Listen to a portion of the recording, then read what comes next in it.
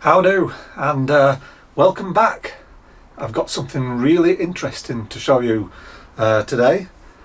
Have a look at this. Can you see that? Well, you know what it is because it's in the title of the video. That's dried Kveik. And what I'm hoping to do today is see if I can rehydrate it and make a little starter, see if it will work. Because normally when you want to keep yeast, what you have to do is take the sediment from the bottom of a fermenter and put some in a jar, say a jar like this, and just let it all settle out, and then carefully decant into a smaller jar. And you may do that 2 or 3 times, so that in the last jar you just get some nice yeast, and then you can put that in the fridge, and it usually keeps for about 2 months. But if you want to keep it for longer, one of the characteristics of Kveik is you can dry it and it forms this like fragile paper, and then you rehydrate and hopefully make a little starter in here so I can collect some yeast at the bottom. Now, how do you dry Kveik? Well, just the same. You take some yeast from the bottom of a fermenter and you get a paper plate and you put some cling film over the top of it, and then you just pour that sediment onto the plate in a thin pool, and then you put it in dehydrators, food dehydrators, and you just let it dry out. And you end up with a plate full of this. Now, I didn't do that, to be honest. This was a mistake. I just brewed a Kveik ale. In fact, I bottled it just at the weekend. And I do my fermenting in a spare room. So I got the fermentation going, and then I shut the door and I just left it for 3 days, about 3.5 days, and I thought, oh right, I'll come back and I can bottle. And it must have been a really healthy fermentation because it had just overflowed, and all of this was on the top of the lid of the fermenter. Now, I do sanitize everything, even the top of the lids and the sides outside the buckets. I sanitize everything, so I know it was all clean. And of course the airlock was sanitized, and there was actually Starsan sanitizer in the airlock, so I don't think it's been contaminated. But because I was brewing at 35 degrees over those 2-3 days, it had dried out, and these flakes were just left on the top of the fermenter. So I'm thinking, dried Kveik. Let's see if we can rehydrate it. So in here, well, it's a Branston pickle jar. I'm actually thinking of making my own pickle, but this is a Branston pickle jar, and there's 150 mils of wort in here. I made it this morning. Basically, it's 150 mils of water and 15 grams, so it's like a tenth, 15 grams of a pale malt, dry pale malt extract. Mixed it all together. I've let it cool now because I was using boiling water to do that. Of course, all of this has been cleaned and sanitized, and I suppose you just break these up and put them in. So they are very fragile. They break. Oops, well, there you go. They break very easy, so I'm just going to try and crumble them in. I don't know if I need to use them all, and I don't know if this is going to work. But you know, that's what this hobby's about, isn't it? Just trying new things, experimenting.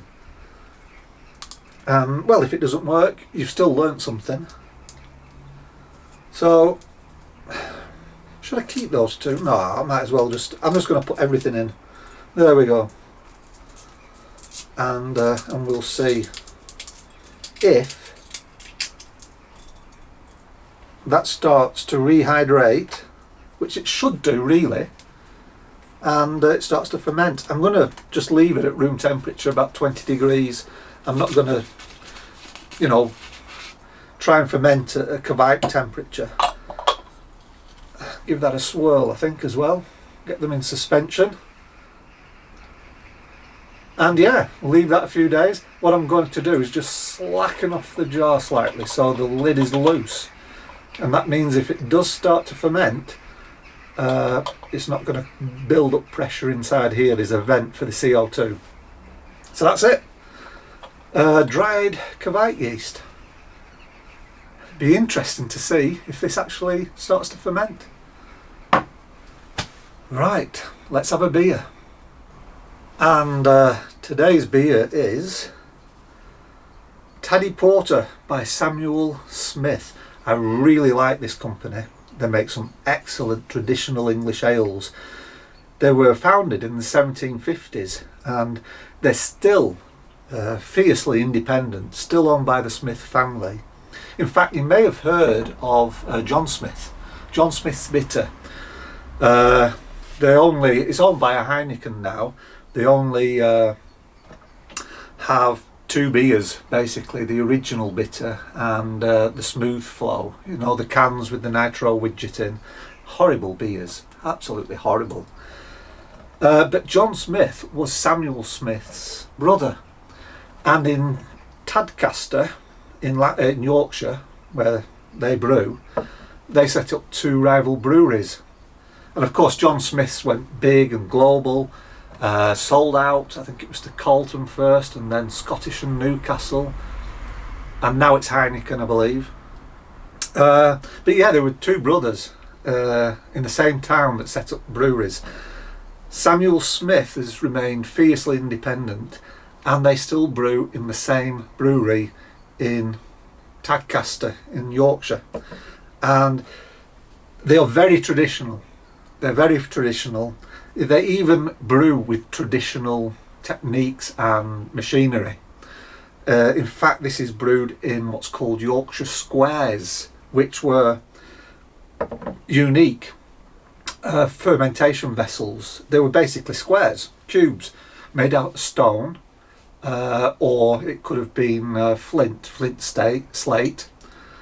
And there's two compartments. There's a deep bottom compartment and a shallower upper compartment with a hole in the middle that separates the two levels.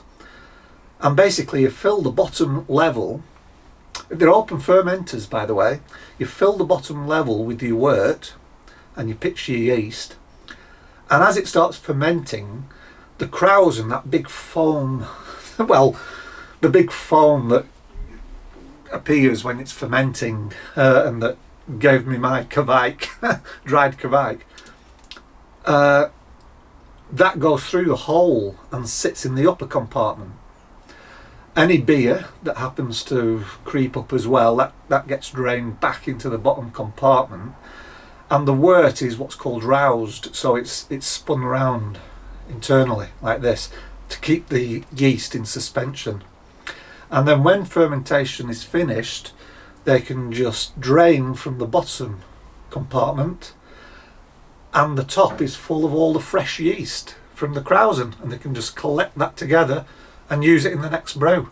They were called Yorkshire squares. They're not used anymore. I think Samuel Smith's the only brewery, oh maybe Timothy Taylor as well, I think that's it.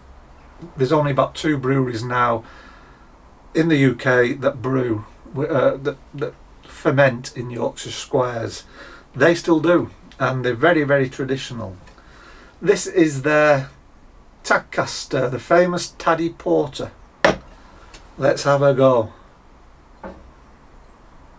Ooh, there's a big aroma. What's the ABV on this? Blimey. Oh, it's only 5%. It's got a big fruity aroma. Yeah, it smells more like a strong ale. Wow, okay, cheers.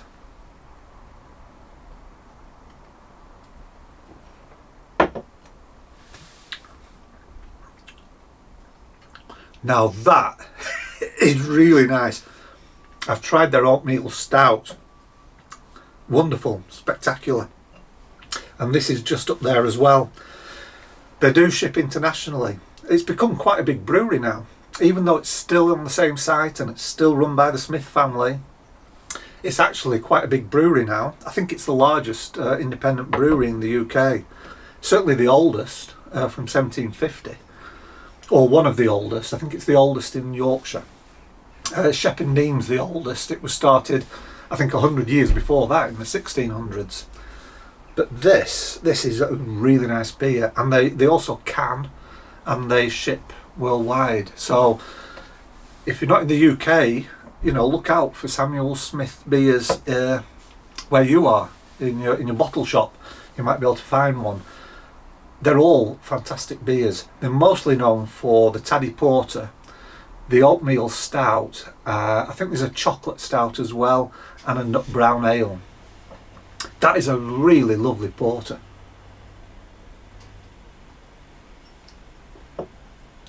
So why am I drinking a porter? Because tonight I'm actually going to start brewing again. I haven't been brewing for a little while because I've just got so much beer and you can't drink that much. I've got all my Christmas beer ready, everything. So I want to start brewing again though for like January, February. So I've got the 3 kits that I got on offer on Black Friday, but I've also got this Brew Ferm English Porter. Now I've never used Brew Ferm before. They're a Belgian company and they're famous for their strong Belgian ales. They do Abbey, Trappist styles, your triples, your doubles. They do a Flanders Old Brown Ale as well. Oh, and that's in the bottle. I think I said that, didn't I? Anyway, but they also do this English Porter, and it comes in at 7.5%. So how do they get such high ABV? And that's another thing they're known for. All their beers are high ABVs. Simply because you only brew to 12 litres for this kit. This is a 1.5 kilogram tin of syrup, the liquid extract, and you only brew up to 12 litres. So that obviously gives you a high ABV. It should come out somewhere about 7.5%. Wow. You just add 500 grams of sugar as well to this. So that's what I'm going to be doing tonight, this English Porter. And I'm drinking an English Porter now, and a very nice one. Now let me show you something else. I've got myself a new fermenter. Have a look at this. It's called a Muntins wine fermenter, and I'm going to use this for the English Porter. This is meant to be for 15 litre wine kits that Muntins make, but I mean, a fermenter's a fermenter. Doesn't matter that it's just for wine. The only problem, and look at this as well, very unique airlock design. It's their own design. That's very unique.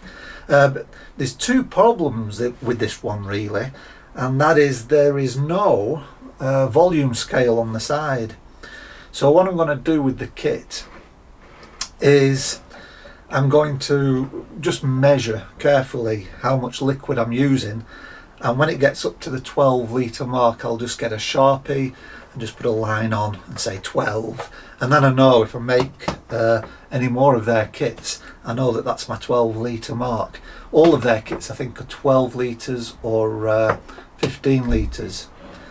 Another thing I don't really like is this tap.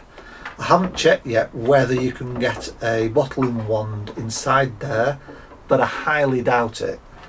So I'm going to have to auto siphon the beer out when it's finished. There's some star sanding at the moment because I've been sanitising it ready. But this tap, there's no on or off position, so you just tap it like that, and whatever's inside will come out. So I'm a bit worried about that, because you know, you don't want it where someone could just knock it, otherwise there'll be beer on the floor or the furniture, and well, my wife won't like that. So I'm probably going to have to put it somewhere safe and maybe turn it around so that the tap faces a wall or something like that. But yeah, so this is going to be my fermenter. Right, well that's it. Thank you very much for watching. It's been a pleasure as always. I'm going to enjoy this porter, and I'm going to enjoy brewing this porter tonight. And if it's anywhere as good as this, I'll be very, very happy.